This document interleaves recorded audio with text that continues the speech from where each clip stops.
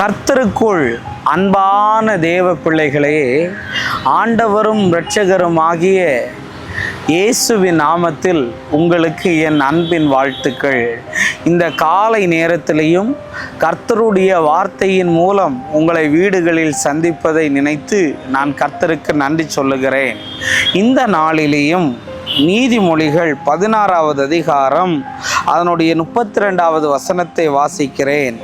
பலவானை பார்க்கிலும் நீடிய சாந்தமுள்ளவன் உத்தமன், பட்டணத்தை பிடிக்கிறவனை பார்க்கிலும் தன் மனதை அடக்குபவன் உத்தமன் என்று எழுதியிருக்கிறத பார்க்க முடியும்.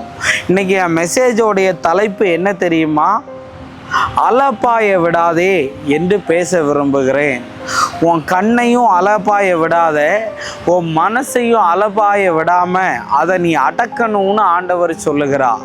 ஒரு பட்டணத்தை அடக்குகிறவனை பார்க்கிலும் தன் மனதை அடக்குபவன் உத்தமனா. அப்படின்னா என்னன்னா, உன் மனசை நீ கண்ட்ரோலில் வைன்னு சொல்லியிருக்கு, உன் சிந்தையை நீ கண்ட்ரோலில் வைன்னு சொல்லியிருக்கு, உன் நாக்கை நீ கண்ட்ரோலில் வைன்னு சொல்லியிருக்கு.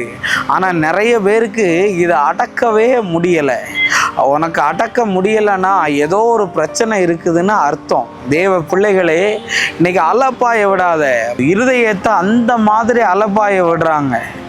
அதனால் உங்களை பார்த்து சொல்ல வர, அலப்பாய விடாமல் அதை அடக்கணும். கண்ட்ரோல் வேணும் உங்களுக்கு. எதுவுமே கண்ட்ரோல் மீறி போச்சுன்னா, தமிழில் ஒரு பழமொழி சொல்லுவாங்க, அளவுக்கு மீறினால் அமிர்தமும் நஞ்சுன்னு. அதனால் உங்களுக்கு சொல்ல வரேன், எதுவுமே ஒரு லிமிட்டு தான். அன்லிமிட்டெட் சாப்பாடு தரான்னு சாப்பிட்டுக்கிட்டே இருந்தால் என்ன ஆகும் தெரியுமா? ஃபுட் பாய்சன் ஆயிரும், இல்லாட்டி வாமிட்டு வரும். அதனால் எல்லாத்துலேயுமே ஒரு கண்ட்ரோலாக இருக்க பழகிக்கோங்க.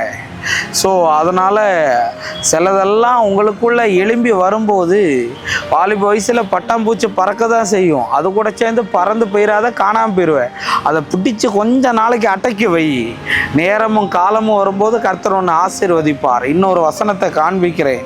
நீதிமொழிகள் 25வது அதிகாரம் அதனுடைய 28வது வசனம். தன் ஆவியை அடக்காத மனுஷன் மதிலடைந்த பாழான பட்டணம் போல இருக்கிறானா. பாத்தியா, தன்னுடைய ஆவியை அடக்கணுமா.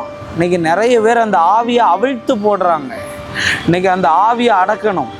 ஒரு பொண்ணு ரோட்டில் நடந்து போகும்போது, நார்மலாக போகும்போது நீ பார்த்தனா அது இயற்கை. ஆனால் நீ போனதுக்கப்புறம் திரும்பி பார்த்தனா அது வேற எதுவோ. அதனால் உன் ஆவியை நீ கண்ட்ரோல் பண்ணணும். யாருக்கிட்ட என்ன பேசணும், எதை பார்க்கணும், எதை பார்க்கக்கூடாது அப்படின்னெல்லாம் ஒரு கண்ட்ரோல் வேணும். இல்லாட்டி பாலிடைந்த பட்டணம் மாதிரிக்குள்ள நீ இருக்க வேண்டிய சூழ்நிலை வந்துடும்னு வேதம் சொல்லுது. அதனால் தம்பிகளா தங்கச்சிகளா, இன்னைக்கு விபச்சார பாவத்தில் தப்பான படத்தை பார்த்துக்கிட்டு தப்பாக நிறைய காரியத்தில் இருக்கிறீங்க. வயசுக்கு மூத்தவங்களை லவ் பண்ணிக்கிட்டு தேவையில்லாத கள்ள தொடர்பில் இருந்துட்டு அலப்பாய விட்டதுனால வாழ்க்கையே இல்லாமல் போயிடுச்சு. அப்படி நீங்கள் இருக்காதீங்க. கர்த்தர் உங்கள் மனதை கண்ட்ரோல் பண்ணுவாராக. God bless you. நம்ம ஜெபம் பண்ணலாம். அன்பான நல்ல ஆண்டவரே, இந்த நேரத்துக்காக நன்றி ஆண்டவரே. ஒருபோதும் எங்களுடைய மனதை நாங்கள் அலைய விடாதபடி ஆண்டவரே கண்ட்ரோலுக்குள்ளே இருக்க கர்த்தர் எங்களுக்கு அனுகிரகம் பண்ணும். தடைகளை எல்லாம் மாற்றும். இயேசுவின் நாமத்தில் வேண்டுகிறேன் நல்ல பிதாவே. ஆமேன், ஆமேன். God bless you. கர்த்தர் உங்களை ஆசீர்வதிப்பார்.